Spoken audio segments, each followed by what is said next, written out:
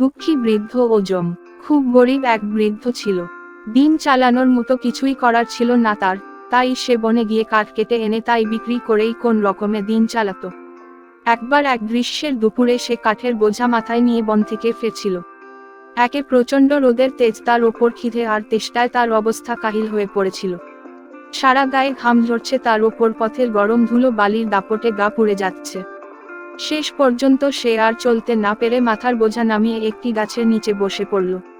কিছুক্ষণ পর সে মনে মনে বলতে থাকলো, এই রকম কষ্ট করে বেঁচে থাকার কোন মানেই হয় না, আমার মতো হতভাগার বেঁচে থাকার চেয়ে মরে যাওয়াই ভালো। মনের দুঃখে এইসব ভাবতে ভাবতে সে যমকে উদ্দেশ্য করে বলল, হে যমরাজ, তুমি আমায় ভুলে আছো কেন? আমি আর কষ্ট সহ্য করতে পারছি না, তুমি দয়া করে আমাকে তুলে নিয়ে আমাকে মুক্তি দাও। তার কথা শেষ হতে না হতেই যমরাজ তার সামনে এসে দাঁড়ালো। যমের বিকট চেহারা দেখেই বৃদ্ধ ভয় পেয়ে গিয়ে জিজ্ঞাসা করল, আপনি কে? কি জন্যে এখানে এসেছেন? যমরাজ বললেন, আমি যমরাজ, তুমি আমায় ডাকছিলে তাই এসেছি, এখন কি জন্যে আমায় ডাকছিলে বলো। বৃদ্ধ বলল, মশাই, আপনি যখন এসেছেন তখন দয়া করে যদি কাঠের বোঝাটা মাথায় তুলে দেন তবে বড়ই উপকার হয়। যমরাজ হাসতে হাসতে চলে গেলেন।